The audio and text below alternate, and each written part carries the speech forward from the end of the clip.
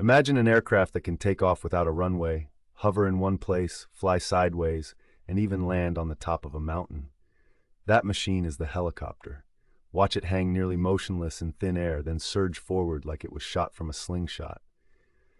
But how did humans learn to build flight that ignores runways? Up close, the miracle is mechanical. The main rotor bites the air like a spinning wing. The tail rotor fights the twist that would otherwise spin the fuselage. Inside the cockpit, a pilot makes tiny corrections, hands, feet, and instincts working together. Every vibration you feel is controlled power, balanced on the edge of chaos. And then, history snaps into view. Before computers, turbines, and composite blades, there were only questions. Could a rotating surface lift a human straight up? Long before the first successful helicopter flew, the idea was sketched in ink and curiosity. The story begins centuries earlier, in the workshops of Renaissance Italy. In the late 1400s, Leonardo da Vinci watched birds and wondered how air could be shaped into lift.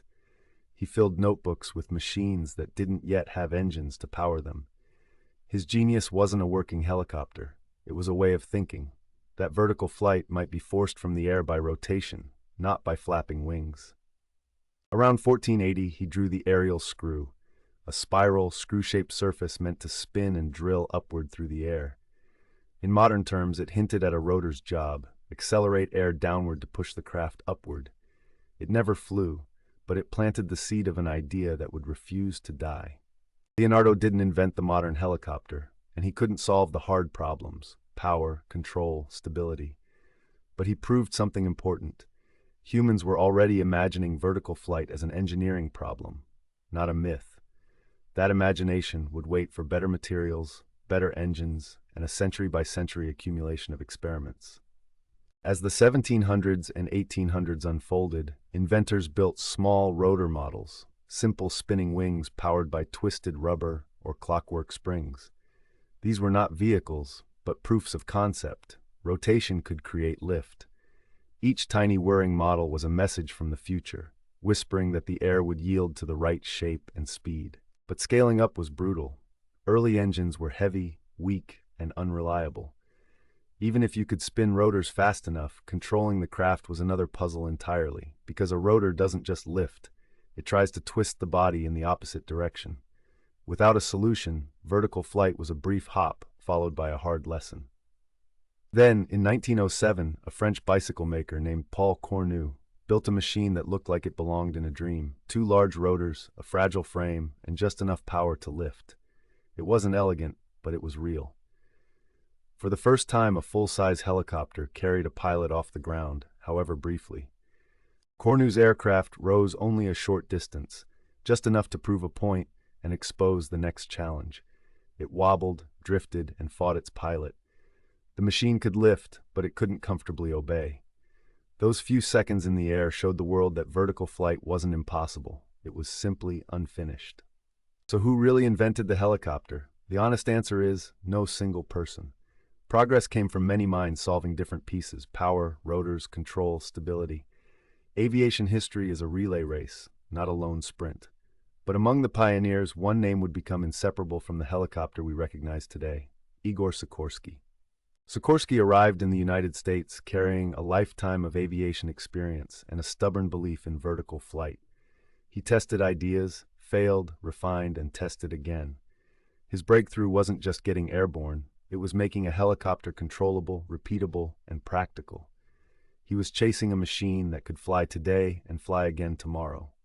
In 1939, the Sikorsky VS-300 lifted into the air, and its layout became a template for generations: 1 large main rotor for lift and a tail rotor to tame torque. Simple in appearance, complicated in execution. The VS-300 didn't just hop, it demonstrated controlled flight, the kind that could be improved into a true aircraft. That tail rotor was more than a detail, it was a solution to a fundamental problem. When the engine turns the main rotor, the fuselage wants to spin the other way. The tail rotor pushes sideways to cancel that rotation, giving the pilot yaw control. With torque finally managed, the helicopter could become steady, then useful, then indispensable. Now, to understand why helicopters changed the world, we need to understand how they fly. The secret is the rotor. essentially a wing that spins. Each blade is an airfoil. As it moves through the air, it creates lower pressure above and higher pressure below, generating lift. But unlike an airplane, the wing never stops moving. Lift is only the beginning. A helicopter must also climb, descend, and hover precisely. That's where collective pitch comes in. When the pilot raises the collective, all blades change angle together, biting more air and producing more lift. Lower it, and the rotor relaxes. It's a single control that changes the whole rotor's workload. But to move forward, backward, or sideways, the helicopter uses cyclic control. Instead of changing all blades the same way, cyclic varies pitch as each blade rotates, tilting the entire rotor disc. Tilt the disc forward and the lift vector points forward, so the helicopter accelerates. It's like balancing on a spinning plate on purpose. The tail rotor completes the control puzzle. Push the pedals and you change tail rotor thrust. More thrust yaws the nose one way, less thrust lets it swing back. In some designs, other anti-torque systems replace the tail rotor, but the goal is always the same: neutralize torque and give the pilot directional authority, even in a hover. All that control depends on a hidden backbone, the transmission. The engine spins extremely fast, but the rotor must turn slower with enormous torque. Gears reduce speed and multiply force, sending power up the mast to the main rotor and back to the tail. It's a compact mechanical powerhouse, designed to survive stress hour after hour. And here's a safety truth many people don't expect. If the engine fails, the rotor can keep turning. In auto-rotation, air flows up through the rotor as the helicopter descends, maintaining blade spin. The pilot trades altitude for rotor energy, then flares near the ground to slow down and land. It's not magic, it's aerodynamics and training. Power, though, determines what a helicopter can carry and where it can go. Early helicopters often used piston engines, similar to small airplane engines, reliable but limited in power to weight. As missions demanded more payload, higher altitude, and better performance, rotorcraft embraced the turbine engine. That shift transformed helicopters from experimental machines into serious workhorses. Inside a modern turbine, air is drawn in and compressed through multiple stages. Fuel sprays in and ignites, and the expanding gases drive turbine wheels at extraordinary speeds. That spinning energy becomes shaft power routed to the transmission.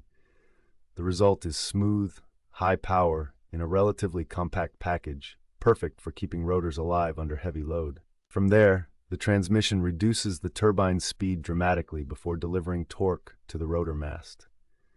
Every gear tooth is engineered for endurance, because a helicopter lives in constant vibration. The whole system, engine, gearbox, rotors, must stay aligned and lubricated. When it works, you don't notice it.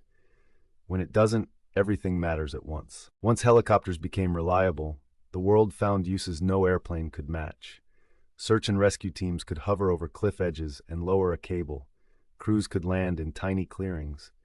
In mountains, where roads are fragile and weather is ruthless, a helicopter can appear, hold position against the wind, and turn minutes into survival. Medical evacuation changed what distance means. A patient who can't wait for an ambulance can be flown directly to a trauma center, monitored by medics en route. The cabin becomes a flying ICU, and the helicopter's ability to land near hospitals, or right on rooftops, turns geography into something negotiable, not fatal. Firefighting proved another advantage: precision. A helicopter can scoop water, carry a bucket, and drop it exactly where flames are climbing a ridge. It can hover near smoke, coordinate with ground crews, and return again and again. In rugged terrain, that vertical access can mean the difference between a contained burn and a runaway disaster. Law enforcement and news crews turned helicopters into airborne observers. From above, they can follow traffic patterns, track suspects, and guide officers on the ground. A camera stabilized under the nose can lock onto a target while the aircraft circles smoothly overhead. The helicopter becomes a platform, part aircraft, part hovering tripod in the sky. In war, helicopters rewrote mobility. Troops could be inserted beyond roads and rivers, supplies delivered to remote positions, and wounded extracted under fire.